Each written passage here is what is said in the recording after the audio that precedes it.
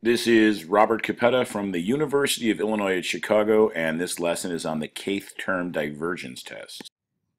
Here's the basic idea. If the limit as k goes to infinity of a sub k isn't 0, then the infinite sum of the a sub k diverges. In other words, if the sequence does not converge to 0, then the series diverges. I like to call this the kth term divergence test. Other people may call this the nth term divergence test or just the divergence test. But a thing to keep in mind, this test only proves divergence. It never proves convergence. So if the sequence does not converge to 0, the series diverges. So here's our first example. The sum is k goes from 1 to infinity of 2k plus 1 over nk plus 3. The sequence part of this would be a sub k is 2k plus 1 over 9k plus 3. And we're interested in the limit of the sequence. So the limit as k goes to infinity of a sub k is the limit as k goes to infinity of 2k plus 1 over 9k plus 3. Highest power of k upstairs, k to the first. Highest power of k downstairs, k to the first. Hopefully it's obvious that that limit is 2/9. And 2/9 is not 0. So as these k numbers get very, very large, the sequence is essentially 2/9. But there's always an infinite number of them remaining. So if you have an infinite number of items that are essentially 2/9, there's no way that the series could converge. Because in essence, you have 2/9 plus 2/9 plus 2/9 plus 2/9 plus 2/9 plus 2/9, an infinite number of times.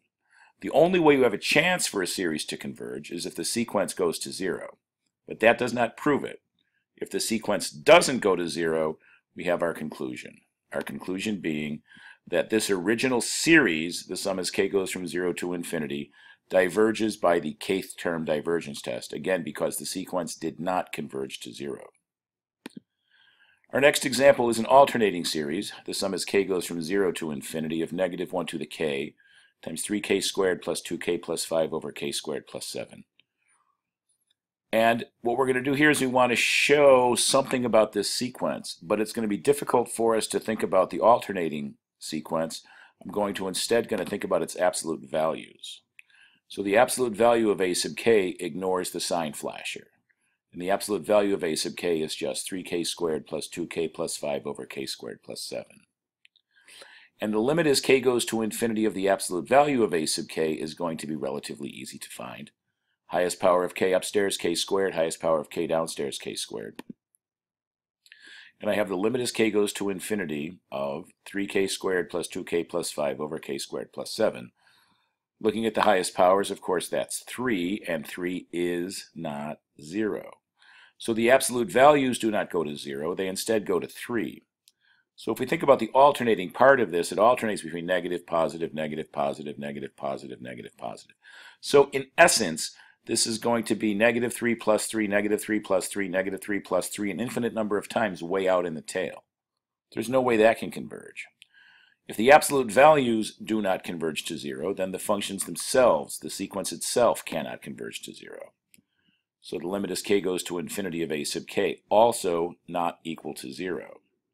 So if that's the case, the original series has to diverge by the kth term divergence test.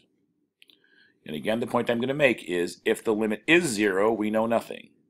But if the limit isn't 0, we can conclude that that diverges by the kth term divergence test. Our next example is the sum as k goes from 0 to infinity of 1 over k squared plus 7. This is relatively easy to prove with either the limit comparison test or the direct comparison test. But we want to try to prove that with the kth term divergence test. So we look at the elements of the sequence and we say that a sub k is 1 over k squared plus 7. And the limit as k goes to infinity of a sub k, as k gets large, 1 over large squared plus 7 is 1 over large, which is going to go to 0. And that's useless to us.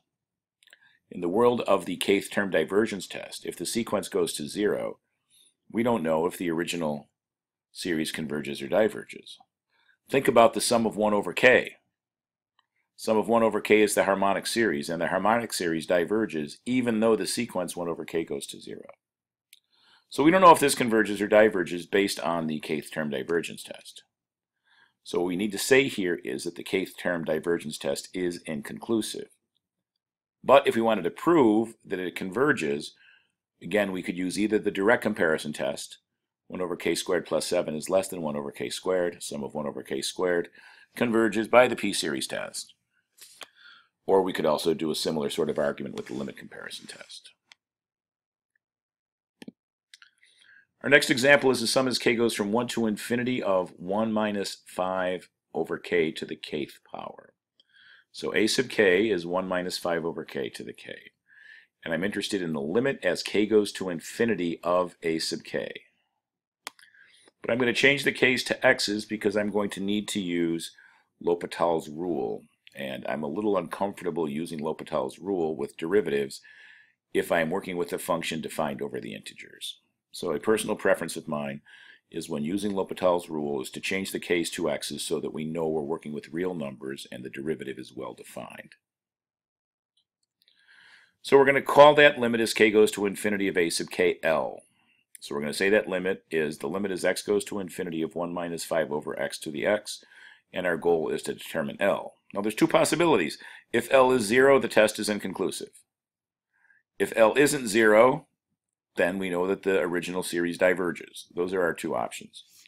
Of course, if the thing goes to infinity or doesn't converge, that would be another argument that the series diverges. So we need to go ahead and find this limit, and we're going to take the logarithm of both sides. We need to pull the exponent down. The logarithm is the tool that you would use to do that. And we can switch the limit and the log based on the continuity of that function. And then once we're here, we can pull the x down in front of the natural log operator. So we have natural log of L is the limit as x goes to infinity of x times natural log of 1 minus 5 over x. So looking at this, as x goes to infinity, of course x goes to infinity. 5 over x goes to 0. So this goes to 1, and log 1 goes to 0. So I have a case where this piece is going to infinity and this piece is going to 0. Not fair to use L'Hopital in that context. But we can rewrite multiplying by x as dividing by 1 over x. When we do that, again, 5 over large is going to 0, 1 minus 0 going to 1, log of 1 going to 0. So the numerator is going to 0. 1 over a large number is also going to 0. So the numerator and denominator are both going to 0. If we have a 0 over 0 case, L'Hopital is okay, but the spelling is not. I have corrected the spelling on the slide. So we have the limit as x goes to infinity of a 0 function over a 0, so we're going to take the derivative of the top divided by the derivative of the bottom, appealing to L'Hopital. So this is where we stand, and we'll go ahead and take those derivatives on our next slide. So the derivative of the log of something is 1 over the something. So the derivative of the natural log of 1 minus 5 over x will be 1 over 1 minus 5 over x. Now the derivative of 1 is 0. The derivative of negative 5 over x, that's negative 5x to the negative 1. Pulling the negative 1 down, that'll be 5x to the negative 2. So the derivative of the inside here is just 5x to the negative 2. Downstairs I have the derivative of 1 over x, that's x to the negative 1, pull the negative 1 down, negative 1, x to the negative 2. So again, the derivative of the top, 1 over the log of something, the derivative of log of something is 1 over the something, 1 over 1 minus 5 over x, times the derivative of the inside, which is 5 over x squared. The derivative of 1 over x is negative 1 over x squared, which I will show you here. At this point, what do we have? We have 5 over x squared divided by negative 1 over x squared. If you divide out those two fractions, you just get negative 5. And then I have the limit as x goes to infinity of 1 over 1 minus 5 over x. As x gets large, this goes to 0. 1 minus 0 goes to 1. 1 over 1 is 1. Negative 5 times 1, of course, is negative 5. So we get natural log of L is negative 5. So what is L? E to the negative 5 is L. Now e to the negative 5 is a pretty small number. 1 over e to the 5th is a pretty small number. But if you have an infinite number, in essence, of very small numbers, that will get as large as you want it to get. So if I'm adding up an infinite number of e to the negative 5s, it doesn't appear to me as if that series can converge. So here was our original question. Sum as k goes from 1 to infinity of 1 minus 5 over k to the k. Our a sub k, our sequence that defined that, 1 minus 5 over k to the k. We said that its limit as k goes to infinity of a sub k was e to the negative 5, which is not 0. So our conclusion is that that original series, the sum as k goes from 1 to infinity of 1 minus 5 over k to the k, diverges by the kth term divergence test.